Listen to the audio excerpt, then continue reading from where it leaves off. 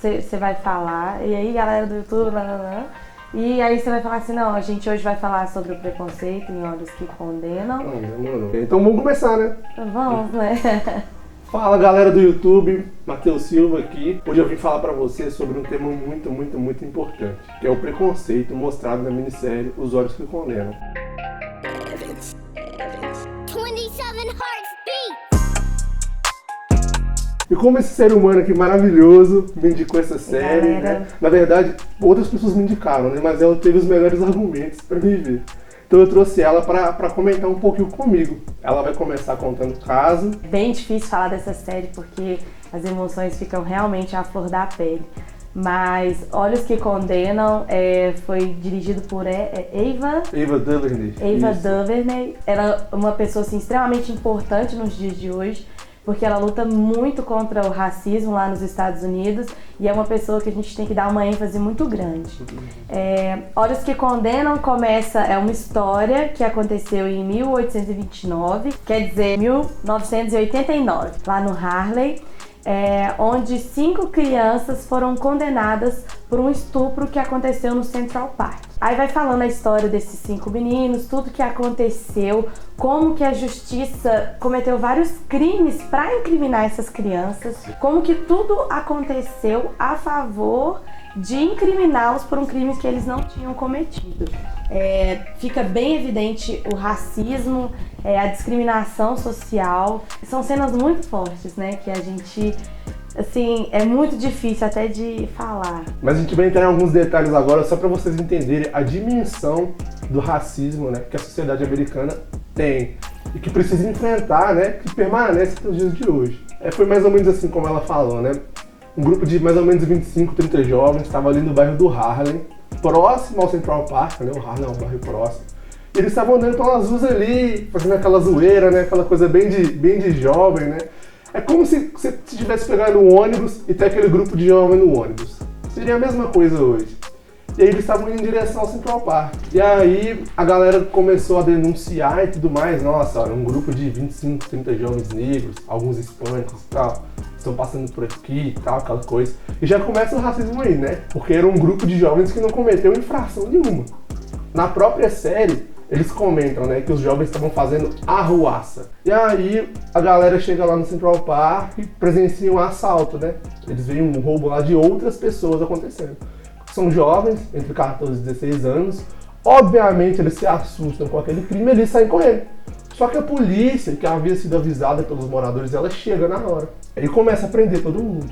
Paralelamente a isso, do outro lado do Central Park, está acontecendo um crime brutal. Um homem atacou brutalmente uma mulher branca, bancária, de 28 anos, estuprou ela, desfigurou ela, deixou ela para morrer. Ela perdeu 75% do sangue, perdeu o olfato, ficou em coma 12 dias e tudo mais. E a série toda vai girar em torno disso. A polícia, promotoria de Nova York, tentando encontrar uma relação entre o grupo dos jovens negros, de um lado do Central Park, e o estupro do outro. Eles deixam essas crianças mais de 12 horas em depoimento, sem a presença de um advogado e sem a presença dos pais. Então, imagina só, crianças entre 14 e 16 anos sendo totalmente coagida pela polícia a confessar um crime que eles não cometeram. E todo momento eles falando assim, eu não sei quem é essa mulher, eu não a vi. E outra coisa, nenhum dos 5, das 5 crianças, nenhuma se conheciam. Então, ao decorrer da série, a polícia, a Linda, na verdade, a promotora, ela quer tanto que esses meninos sejam culpados que eles começam a linkar uns aos outros sem nem ter conhecimento. Por exemplo, falava assim, era aquele telefone sem fio. O Antron disse que você bateu na mulher. O Corin disse que viu o Antron. E tipo assim, eles pegam essa filmagem, modificam elas como se eles estivessem se confessando o crime, né? E além disso, eles, depois das 12 horas de interrogatório, eles mandam os pais assinarem realmente como se eles tivessem cometido o crime. Só que uma coisa não começa a linkar na outra. Por exemplo, não tinha como às 9 horas eles estarem lá na estátua e às 9h20 estarem cometendo um crime a não sei quantos quilômetros dali. Então, não fazia sentido. A mídia começou a expor o caso, começou a ter uma posição social deste caso. E aí acontece que a mídia começa a influenciar em massa, começa aí o primeiro preconceito, né?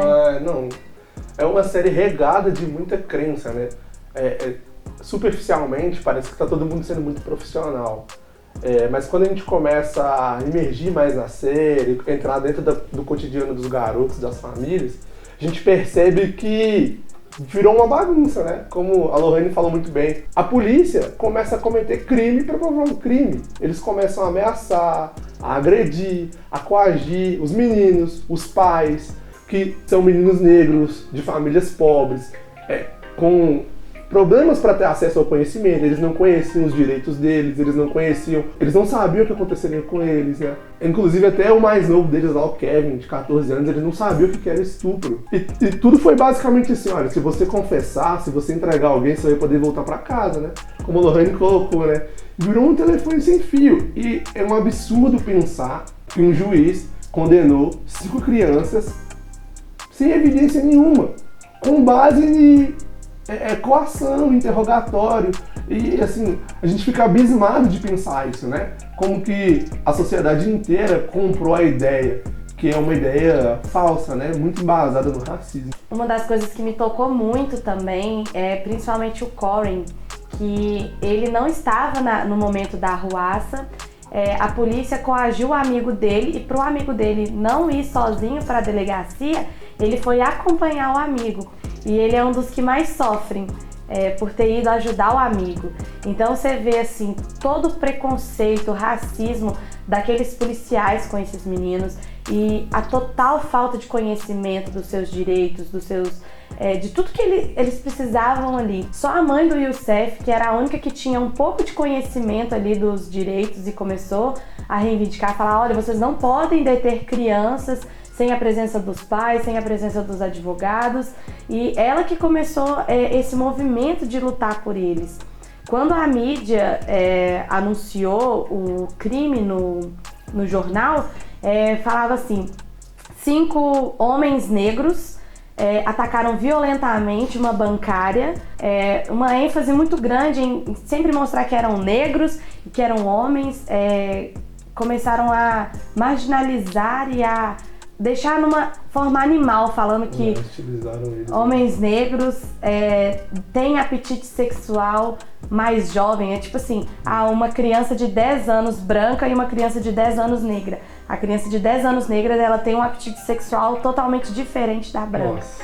Então, assim, outra coisa que aconteceu muito também, quando o Trump fez uma carta aberta falando sobre... Nossa, é revoltante, né? É muito revoltante. O Trump, ele faz uma carta aberta sobre este caso, sem nem investigar, apenas o que estava na mídia e do prévio conhecimento dele, e alegando que os Estados Unidos tinham sim que voltar com a pena de morte, que esses meninos deveriam ser condenados dessa forma. E hoje, anos depois, você descobre que foi um sistema totalmente falho. Eles além de ter julgado 5 crianças que passaram cerca de 16 anos na cadeia, eles poderiam ter sacrificado, matado essas 5 crianças. Nossa. Por um crime que elas não cometeram. Real, até arrepio. Não, na moral, assim, isso que a Lohane tá falando é bacana, né? Estavam acontecendo muitos crimes, assim, muitos pequenos delitos, né? Roubo, tráfico e tudo mais, em uma esfera muito grande. E aí, o governo Nixon, né, na década de 70, falou assim, a gente precisa lidar com isso, a gente precisa dar o jeito de diminuir a criminalização. E aí eles foram pelo lugar comum, óbvio, tá tendo muito crime, prende mais. E essa política nova, né, antidrogas e tudo mais, esse código penal novo, ele começou a ser usado como uma ferramenta de controle social. Ou seja, os direitos daquele criminoso, daquele condenado, podiam ser flexibilizados e muitas vezes até negados para que ele fosse condenado. E isso acontece com os garotos. A Linda, né, que é a promotora que está no controle do rolê todo, ela deixa isso claro em vários momentos, assim, olha, Se eu conseguir provar que ele é o criminoso, essa coação aqui não vai ter contado. Né? É muito maquiavélico, né? Os fins começam a justificar os meios. Só que assim a justiça se perde, porque ela começa a agir de maneira tão criminosa quanto um possível criminoso agiria. E assim, ela deixa isso claro várias vezes no discurso dela, né? E aí, você junta esse discurso punitivo com a ideologia racial, você tem 5 jovens sendo presos fácil, né? Ela fala várias vezes na série: não acredito que uma mulher branca de 28 anos, que foi estuprada, deixada pra morrer e tal, né? Esse crime é de onda, eu não acredito que ele não vai ter, que ninguém vai ser preso, que ninguém vai ser punido, que ninguém vai pagar por isso. Então você vê as duas ideologias bem presentes. Uma hora ela enfatizando a supremacia branca, a questão do meu povo está perdendo seu espaço na sociedade. Em outro momento você vê a ideia da punitividade. Alguém tem que pagar, alguém precisa ser punido, mesmo que seja um inocente. Eu preciso dar uma resposta para a sociedade, eu preciso fazer alguma coisa, né? E aí você tem a confusão armada, né? A gente pode colocar assim. Porque eles começam a se perder por causa dessas duas ideologias, né? Então, galera, a gente tá chegando no final do primeiro vídeo da série. É uma série muito grande, muito profunda, que trata um assunto muito, muito importante, né? E a gente não quer deixar nada de fora. Então a gente tá chegando no final do primeiro vídeo. Se inscreve no canal, deixa o seu like, chama todo mundo pra ver, pra assistir essa série, vir aqui no canal ver o vídeo da gente comentando. E aguarda aí o próximo vídeo, né? Deixa só isso, tá bom. Acho que ficou ok. Ficou de Não boa? ficou, não? Fala, Aí fala do...